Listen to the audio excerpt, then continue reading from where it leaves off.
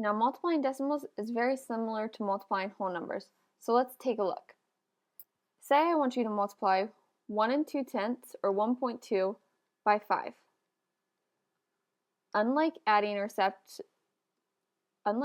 subtracting decimals, we do not need to line up the tens, ones, tenths, hundredths, thousandths, etc. We do not need to have those lined up. Our first step is going to be to ignore the decimal. Just pretend as if it's not there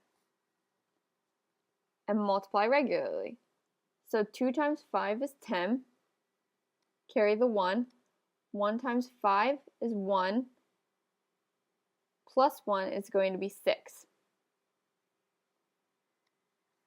Now our next step after we multiply is going to be to take account for the decimal or insert decimal into the answer.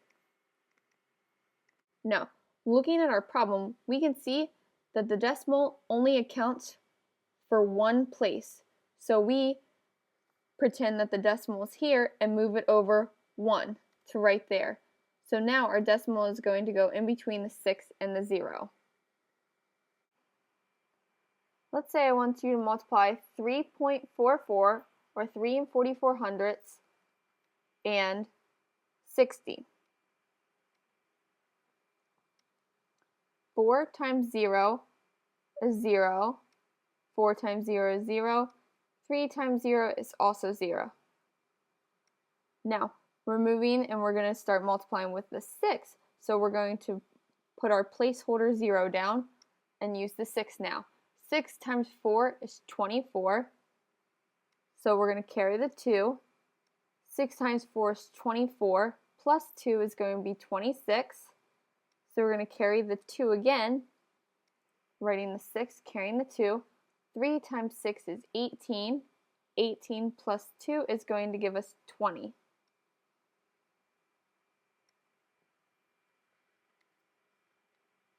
Now we just add these up. Any number plus 0 is just the same number. So we're going to have 2, 0, 6, 4, 0. But wait, we have to take into account this decimal right here. This decimal point is moved over 2 places. So in our problem, we're going to move the decimal place over 2 places.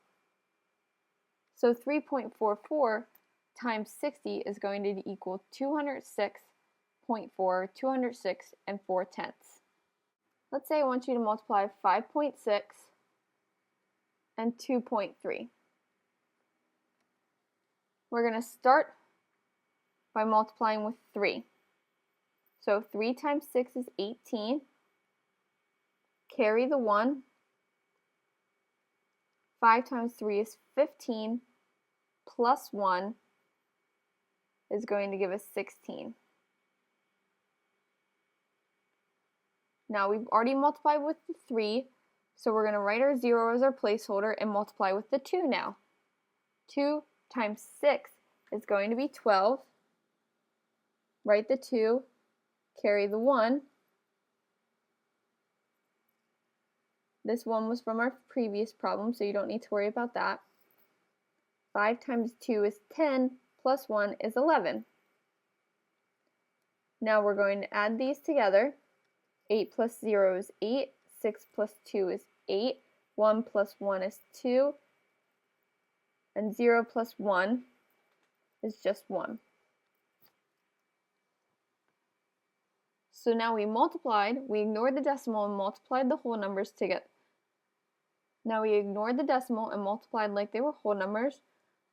Now we have to take into account the decimal. So there's a decimal here and a decimal here.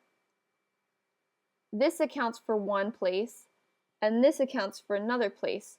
So that's 2 altogether. So we're going to start with the decimal here and move it over 1 for the top number and 2 for the other number. So our new decimal place is going to go right here. So 5.6 times 2.3 equals 12.88.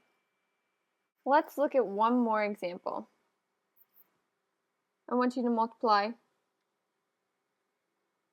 4 6/100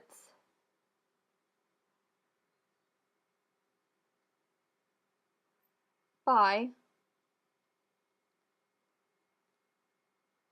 2/100.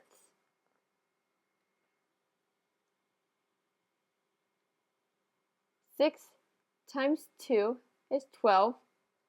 Write the 2, carry the 1. 2 times 0 is 0, plus 1 will be 1. 2 times 4 is going to be 8. We're done multiplying by 2, so we're going to write the placeholder and now multiply by 0. But 0 times anything is just 0, so we know this down here is just going to be filled with zeros. So now we can add these together. 812 plus 0 is going to be 812. Now we have to do our final step and take into account these two decimals. The top factor, we have 2 decimal places, and the bottom factor, we also have 2 decimal places. So that means we're going to have to move the decimal place over 4 times. So starting here, we're going to go 1, 2, 3, 4. So our decimal is going to be here, and there's no number right here, so we have to put in the placeholder 0. And there's no number right here, so we have to fill that in with a 0. So 4.06 times 0.02 is going to be 0.0812, or 812 10,000ths.